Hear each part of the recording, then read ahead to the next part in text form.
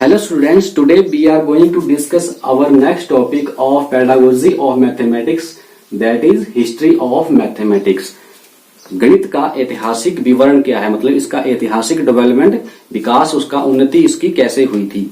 जैसे देखो बच्चों, जो गणित का इतिहास है या हम गणित का जो इतिहास की बात जब हम करते हैं तो इसका इतिहास उतना ही पुराना है जितना कि मानव सभ्यता जितनी पुरानी है इतना ही इसका इतिहास भी हमें मिलता है। जैसे कि आपने पढ़ा ही होगा कि जैसे हमारी प्राचीन सभ्यता हुई हैं, जैसे कि मिस्र की सभ्यता होगी, मिस्र की सभ्यता जो हुई थी 3000 ईसा पूर्व, और जैसे कि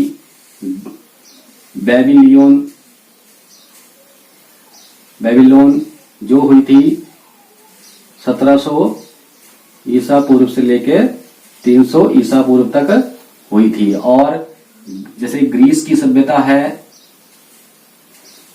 600 बीसी से लेकर 600 एडी तक, या जितनी भी हिंदू सिविलाइजेशन है जैसे कि हड़प्पा संस्कृति होगी हमारे पास या मोहनजोदड़ो सभ्यता होगी, इन सभी की सभी सभ्यताओं में गणित के इतिहास के बारे में कुछ न कुछ हमें मिलता है। मतलब गणित की जो बेसिक ऑपरेशन थी इन सभी जो सिविलाइजेशन थी इनमें यूज होने लग गई थी। हमारे पास इस चीज के साक्ष्य हैं।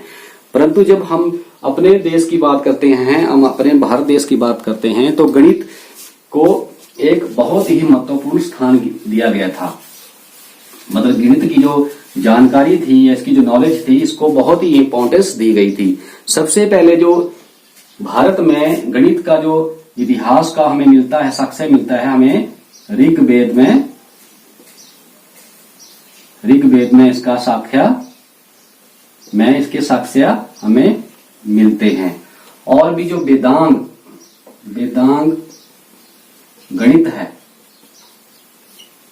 बहुत ही मतलब प्राचीन काल से हैं, एशियन टाइम से हैं। इन सब में, इन ऋग्वेद और वेदांग गणित में हमें गणित के साक्ष्य हमें बहुत अच्छी तरह से मिलते हैं।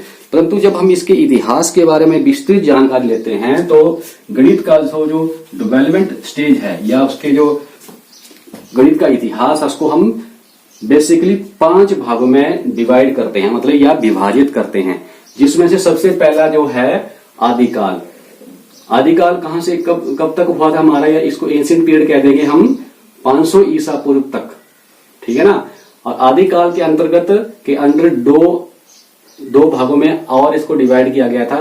वैदिक काल 1000 ईसा पूर्व तक और उत्तर वैदिक काल 1000 ईसा पूर्व से 500 ईसा पूर्व तक आदिकाल को डिवाइड किया गया था। परंतु जो उत्तर वैदिक काल है उसको भी फर्दर 2 पार्ट्स में डिवाइड किया गया था, जिसका नाम था, पहला था शुल्ब और वेदांग ज्योतिष काल और दूसरा था सूर्य और प्रगति काल।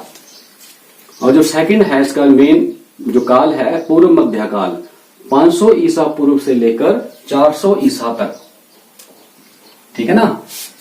जैसे कि मतलब ये हमारे पास 0 है, इधर हमारे पास बीसी का है और इधर हमारे पास एडी का काल है, पीरियड है।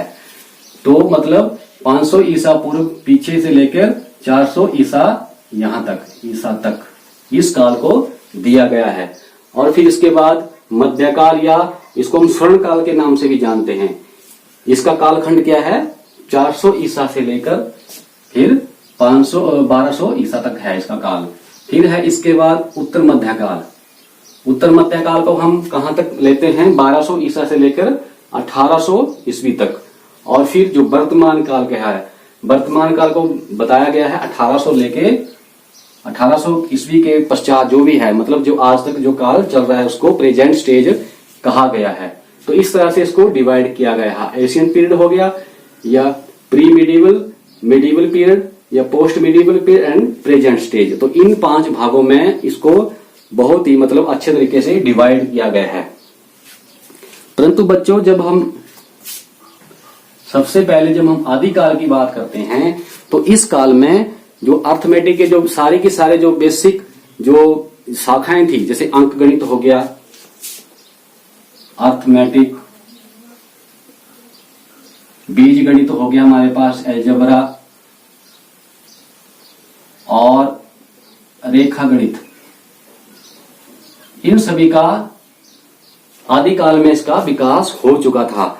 जिसमें से जो जब हम वैदिक काल की बात करते हैं तो उसमें जो हमारे पास विभिन्न संख्याएं होती हैं और जो डेसिमल सिस्टम ऑफ नंबर्स है या दार्शनिक प्रणाली जिसे हम कहते हैं हमारे हिंदी लिपि में, तो उसका उल्लेख हमें मतलब मिलता है, अच्छी तरह से मिलता है।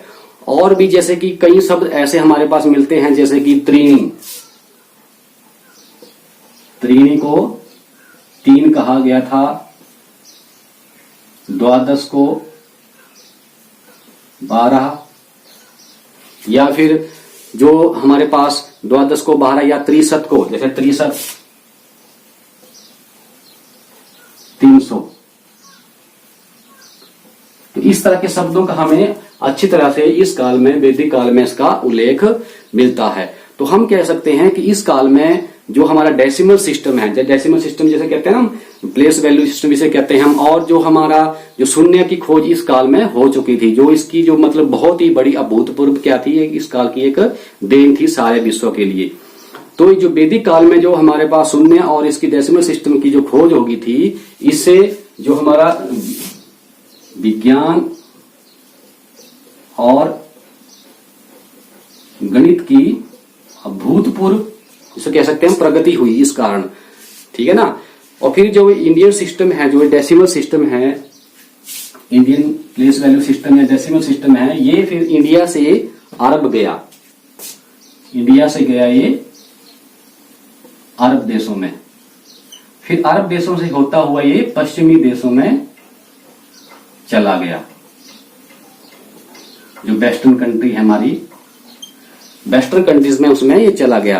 तो इसलिए आज तक जो मतलब जो अरब देशों में जो आज तक भी जो 1 से लेके 9 तक जो अंक हैं उनको आज तक भी वहां पर हिंसा कहते हैं, हिंसा। और जो पश्चिम देशों में जो 0 से लेके 9 तक जितने भी अंक हैं हमारे पास उनको हिंदू अरबिक नंबर सिस्टम कहते हैं। तो इसीलिए इनको कहते हैं क्योंकि मतलब इंडिया में इनका विकास हो गया था और फिर इंडिया से होते हुए अरब से होते हुए पश्चिमी देशों में चला गया, तो इसलिए आज तक भी इनका नाम हिंसा और जैसे हिंदू अरबिक नंबर सिस्टम आज तक इनको कहा जाता है। फिर आता है हमारे पास इसके बाद उत्तर वैदिक काल। उत्तर वैदिक काल जो यहाँ पहले वैदिक काल, फिर उत्तर वैदिक काल, जो 1000 से लेकर 500 ईसा पूर्व तक रहा था। तो उत्तर वैदिक काल में मतलब मापने के लिए अनेक प्रकार के जैसे कि रज्जु, वेदी नापने के लिए होता था, रज्जु का सिस्टम हम यूज करते थे, या फिर सुलभ सूत्रों की स्थापना भी हुई थी, सुलभ सूत्रों की स्थापना इस काल में हो गई थी। और जैसे कि हम वेदांग ज्योतिष, जैसे ज्योतिष की मतलब ज्योतिष की जो डेवलपमेंट है इसी काल में हुई थी। उत्तर वैदिक काल में ज्योतिष की जो डेवलपमेंट इसी काल में हुई थी, जिसको हम वेदांग ज्योतिष भी कहते हैं। इसी काल में इसकी डेवलपमेंट हो गई थी। और भी जैसे कि सूर्य जो इसके बाद सूर्य प्रयुक्ति काल है, इसमें जैन या जो बौद्ध धर्मों से रिलेटेड उन्होंने भी गणित में अनेक योगदान दिए हमारे पास, जैसे कि और इसमें बोधायान,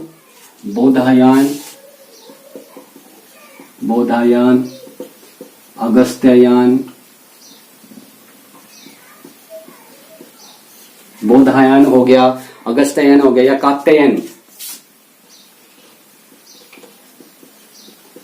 कात्यायन आदि गणितज्ञ या गणित सूत्रों का मतलब आविष्कार हुआ था इस मध्यकाल में, इस उत्तर वैदिक काल में, या इस उत्तर वैदिक काल के सूर्य प्रकृति काल में इसका मतलब विकास हो गया था।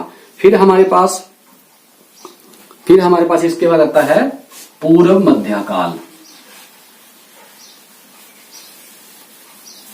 फिर पूर्व मध्यकाल में हमें अनेक गणित की पुस्तकों जैसे कि बक्साली गणित हो गया हमारे पास, सूर्य सिद्धांत गणित हो गया, या गणित अनुप्रयोग का आदि का वर्णन हमें इसमें मिलता है, जिसमें इन सभी पुस्तकों में त्रिकोणमिति का विस्तार, ट्रिग्नोमेट्री जिसे कहते हैं हम, ट्रिग्नोमेट्री, फिर है स्थानांगत, या फिर जो हमारे पास भगवती सूत्र जिसे हम कहते हैं भगवती सूत्रों का प्रयोग कैसे किया जाता है या उनको अनुप्रयोग कहा गया था, उस प्रकार के इन सभी ग्रंथों में उनका वर्णन हमें पूर्व मध्यकाल में हमें मिलता है। फिर मध्यकाल की जब हम बात करते हैं तो इस काल को स्वर्ण काल भी कहा जाता है, जो 400 ईसा से लेकर 1200 ईसा तक रहा, या उसको दर्शाया गया है या विभाजित किया गया है मध्यकाल को या स्वर्ण काल को 400 ईसा से लेकर 1200 ईसा तक। इस काल को स्वर्ण युग इसलिए कहा जाता है गणित का, क्योंकि इस युग में जो गणित की जितनी भी शाखाएं हैं, जितने की भी ब्रांचेज हैं, जितनी भी फील्ड है, इन सभी का इस युग में क्या हो गया था, इसका गणित का विकास हो गया, सभी ब्रांचेस का या सभी फील्ड का इस युग में विकास हो गया था अच्छी तरह से। इसमें अनेक हमारे पास बहुत ही महान गणितज्ञ जैसे कि आर्यभट्ट हो गया हमारे पास, ब्रह्मगुप्त या भास्कर हो गया, या हमारे पास महावीर आचार्य। तो इस तरह के जो गणितज्ञ थे, मतलब इनका उदय इस टाइम हुआ था और इन्होंने अनेक सिद्धांत और फार्मूला और ऐसे ऐसे गणितीय सूत्र दिए थे, जिस कारण जो मतलब जो गणित का ज्ञान जो वेदों में था, वेदों में सम्मिलित था, ये क्या है, वो जनरल पीपल्स लोग थे हमारे पास, जो साधारण जन नहीं कहते हम, साधारण जनों तक, मतलब जनरल पीपल्स तक इनका उपयोग करने लग गए थे, मतलब इनकी पहुंच जनरल पीपल तक या साधारण जनों तक इनकी पहुंच हो गई थी, इन सभी जो हमारे गणितज्ञ हैं इनके प्रयासों के द्वारा। तो इस तरह हम कह सकते हैं कि पूर्व मध्यकाल जो क्या है, स्वर्ण काल था गणित की डेवलपमेंट में, गणित के विकास में। इसको हम स्वर्ण काल की संज्ञा भी इसको इसलिए दी गई है। फिर हमारे पास आता है इसके बाद उत्तर मध्यकाल, 1200 ईसा से लेकर 1800 ईसा तक, मतलब ये इसको मुस्लिम युग भी कह जाते हैं हम, ठीक है ना, क्योंकि मुस्लिमों का शासन था इंडिया पे या भारत पे, तो इस कारण इस काल में ज्यादा मतलब जो विज्ञान का ज्यादा विकास नहीं हुआ, परंतु जो पहले से जो मौजूद पुस्तकें थी, जो ज्यादा विवेचना की गई थी, उनको क्या किया, उन्होंने इसको फारसी या अरबी में उनका अनुवाद किया था। और इस काल में हमारे पास कुछ एक गणितज्ञ हुए हैं, जैसे कि नीलकंठ, केरल से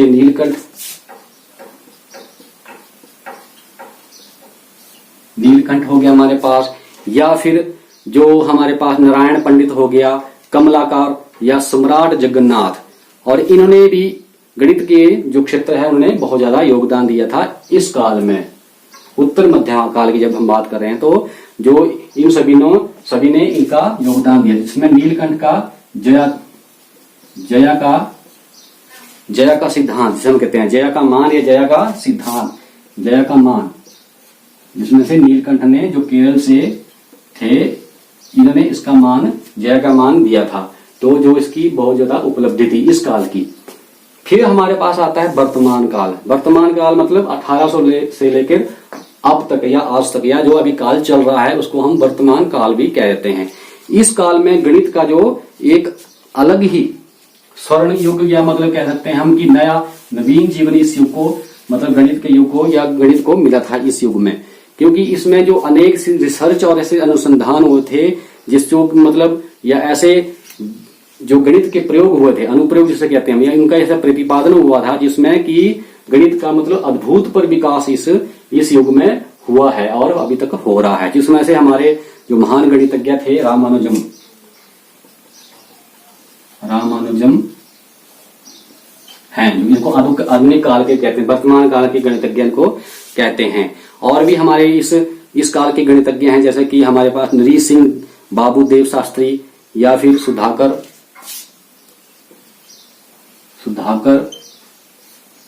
द्विवेदी,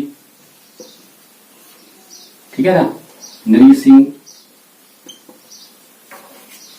सिंह जी हैं हमारे पास, या फिर कृष्ण तीर्थ जी महाराज, ये भी इस वर्तमान काल के ही गणितज्ञ को हमें इनको जाना जाता है। तो इस तरह से हम कह सकते हैं गणित की जो इस काल की जो कार्यशैली थी, मतलब जो प्रोसेस थी, वो अब्स्ट्रैक्ट हो गई है, मतलब अब्स्ट्रैक्ट या मतलब और अब्स्ट्रैक्ट होती जा रही है। इसको हम अब्स्ट्रैक्टनेस ऑफ मैथमेटिकल साइंसेस भी कह देते हैं, मतलब अमूर्त होती जा रही है। तो इस कारण जो इसका और भी विस्तार आज तक होता जा रहा है। और जो आज ये जो गणित है इसको हमें एक कंपल्सरी सब्जेक्ट इसलिए स्कूल लेवल पर ये बना दिया गया है, क्योंकि इसकी यूनिकनेस और इसकी बहुत सारी क्वालिटीज के होने कारण भी इसको एक कंपल्सरी सब्जेक्ट इस कारण इसको आजकल के जो शिक्षा प्रणाली है इसको इसमें आजकल बना दिया गया है। तो ओके स्टूडेंट्स, ये था हमारा आज का टॉपिक।